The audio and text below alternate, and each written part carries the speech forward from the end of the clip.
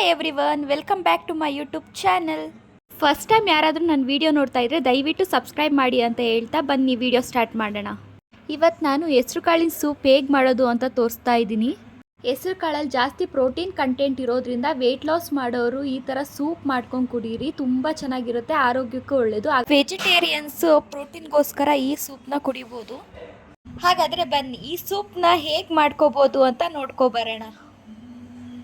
ಇದನ್ನು ಮಾಡೋದಕ್ಕೆ ನಾನು ಒಂದು ಕುಕ್ಕರ್ಗೆ 1 ಕಪ್ ಆಗೋಷ್ಟು ಹೆಸರು ಕಾಳು, ಸ್ವಲ್ಪ ಜೀರಿಗೆ, 1 ಹಸಿಮೆಣ್ಸಿನ್ಕಾಯಿ, 3 ಬೆಳ್ಳುಳ್ಳಿನ ಹಾಕ್ಕೊಂಡು ಇದಕ್ಕೆ 1 ಕಪ್ ಆಗೋಷ್ಟು ನೀರು, ಸ್ವಲ್ಪ ಉಪ್ಪು ಹಾಕ್ಕೊಂಡು 2 ವಿಷಲ್ ಕೂಗಿಸ್ಕೋಬೇಕು.